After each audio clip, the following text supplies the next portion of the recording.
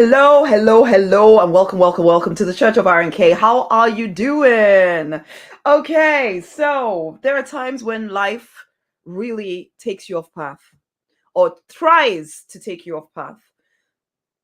Hey, I'm Rosemary Nonny Knight. I am the Money Minister. I support action oriented spiritual people to leave behind the pain, the limiting beliefs of the past, to rise victorious in their true design, to make six figures in their coaching, healing, course creator business if they're so inclined.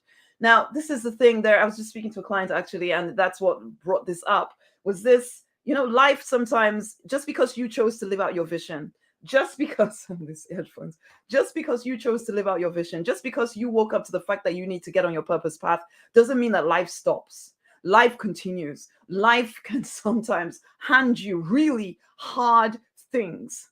And so then the question becomes, are you going to keep moving in the direction of your vision, or are you going to use that as a reason to step off your path and tell yourself that you have to? Now, this client of mine was strong, powerful, decided that regardless of these things that are happening in her life right now, that she will keep moving forward. And I wonder if we can all make those same choices, because there are times when things are hard, and most people use this as a reason that, oh well, because of that I cannot live out my vision. I cannot. If you understood how hard it was for me, Rosemary, then you would understand that I cannot live out my vision whilst all of this is happening. I cannot build my business while all this is happening. I have to pay all of this attention to all of these things happening in my life. And I get it. Sometimes life happens. It's like when my daughter was suddenly taken into hospital with some unknown health issue.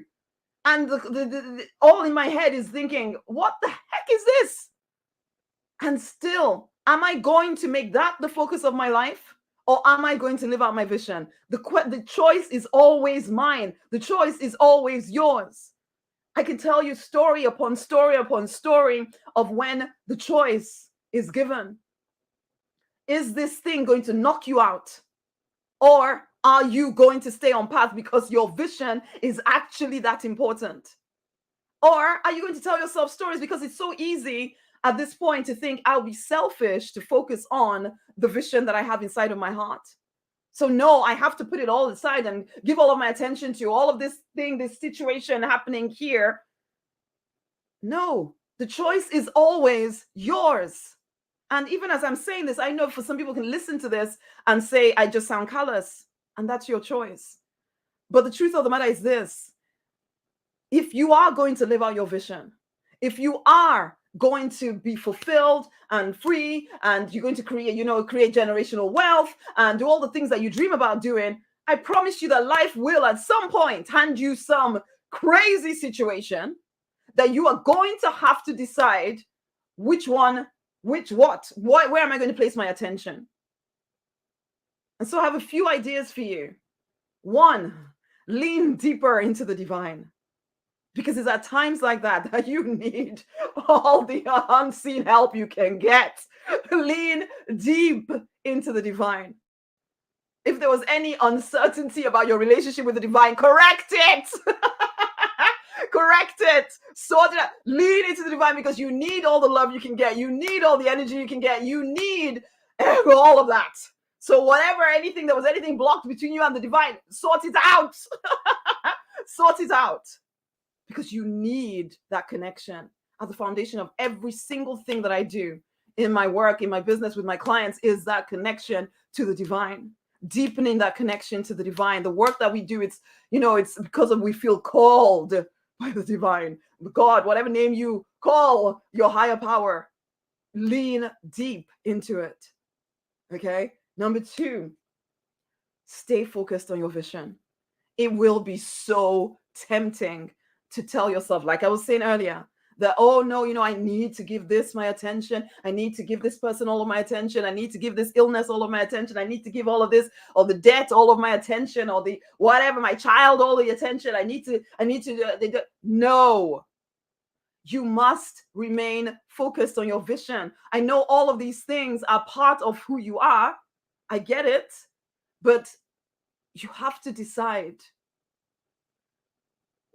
when I get to the end of my life, What will I be most proud of? And listen, as I ask that question, I recognize that we mostly on this planet, we've been mass mind programmed into watching the movies that tell you, oh, you should give everything up for family, you should give everything up for this. And the only bad people get rich because they give up their families and then they chase the money, and that's how they get rich. And so you think that to give up yourself for everybody and everything else is the good way to do it. But when last did you really question that ideal?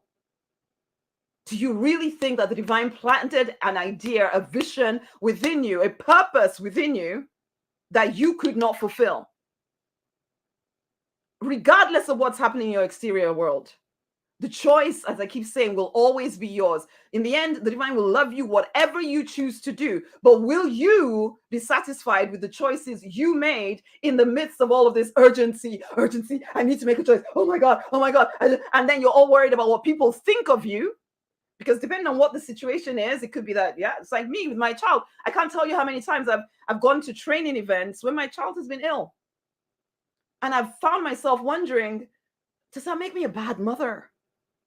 Does that make me a bad mother to put my vision ahead of what seems to be this very urgent, pressing problem with my child right now? I can tell you, looking with hindsight, I am thankful that I had the courage to put the vision first. Now, there have been times when that I needed to make a different choice. Fine, because part of my vision is being a great mom, being a great wife, being a great coach. That's all my vision. But if I always decided that whatever was happening with children or whatever was happening with husband or whatever is happening with family, I have to put that before everything else, always. No, that's not wisdom. That is just you trying to keep everybody happy in your life, trying to appear to be the most nice person on the planet. There are times when you actually have to do what seems to be the callous, selfish thing. If any of you were brought up Christian and you've ever read the Bible, I'm saying seriously, open your eyes and read some of the things that Jesus sometimes said to his relatives, basically, for real. And wonder to yourself, if I said that to my, do I have the courage to even say some of these things? But we forget that we somehow think that we are exempt from making those hard choices. And I just say this because I deal with clients all the time, and I have to draw to their attention, this choice you're making, it is a choice. Yes, I know the world would tell you you should not have a choice. You're supposed to give up everything for this person and that person, and that's how to be a nice Christian person or a nice spiritual person. No.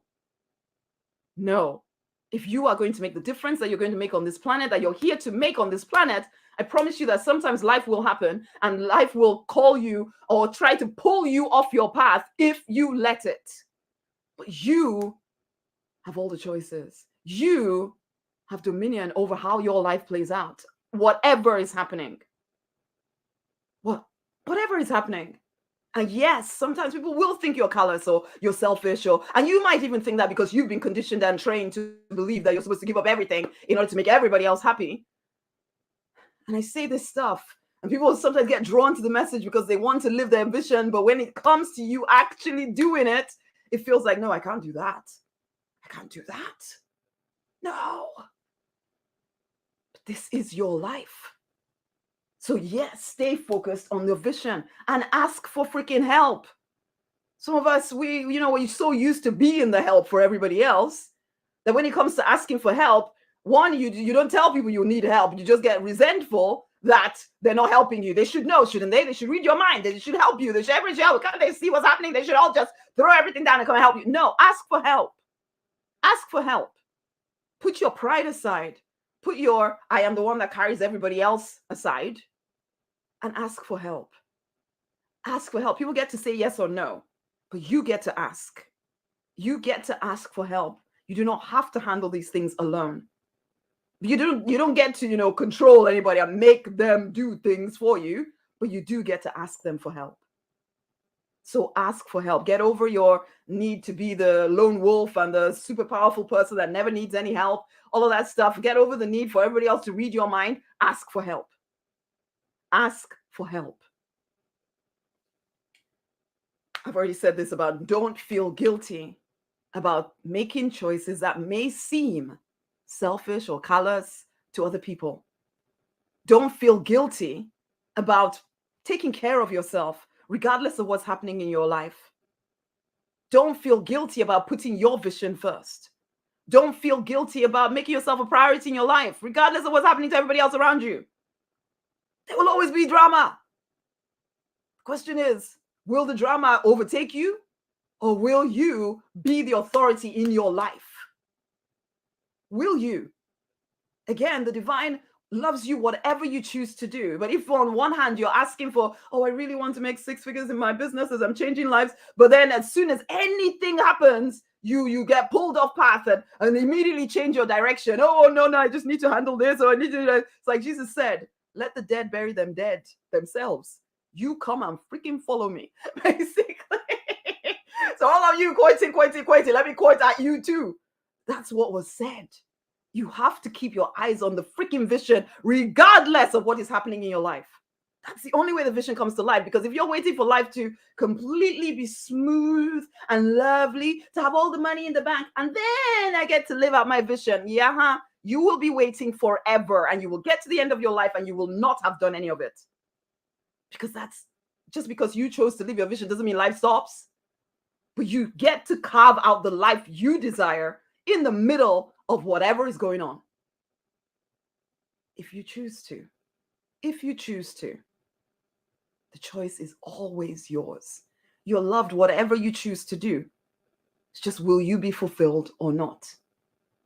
And the final thing is, just keep taking that next step. Do not freaking retreat into victimhood. Oh, this is happening to me. Oh, my life is just la, la, la, la, la, la. Victims do not win. I don't care whether it's your fault, it's not your fault, or whatever. And I know how this sounds. I know.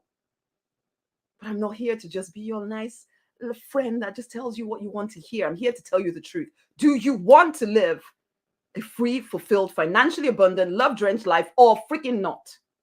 Because if you do want it, this is where the choice is difficult. This is where you make the hard choices in the middle of chaos and everybody pulling you here, there, and everywhere and telling you what a nice person should do. That's when you start making choices for real that propel you forward. Will you be one of those who actually make a difference on this planet? Who actually change the lives that you're here to change? Or will you be someone that in the end you just get pulled by everybody else's agenda, by all the happenings which will seem very legitimate? Oh yeah, my daughter was ill. I just couldn't do that. I had to take care of my parents. I had to, do this, and I had to this, and I had to do that. And there was all of this that happened, and I really had all of it. Sounds great, but then you become a victim of all of those things. And as I said, victims do not win. You have to decide to rise up in the midst of the chaos. Will you? Will you? Because all of us at some point will come across something that really shakes you. Will you stay on path, or will you just be shaken off path? There's a few things for you to think about. If you are going through crazy hell right now, my love to you. It's not easy. No. Especially when you're in the middle of it, it feels like horrid. It feels horrible. I get it. But have you decided to live out your vision or not? That's really the simple question to ask yourself. Really. And honey, if you are that person who is absolutely determined to hit 6 figures in your coaching, your healing, your course creator business by this time next year, if you're willing to do what it takes, then get the book, the 6 Figure Spiritual Entrepreneur book. The link is in my bio if you're on Instagram, or the link is around this video if you're anywhere else. It's time for us spiritual people to rise up. We are called to something more, and there are people who need what you have. Will you please get over your stories and start living to the fullness of your potential? Much amazing love. Share this video with other people. Until the next time, bye.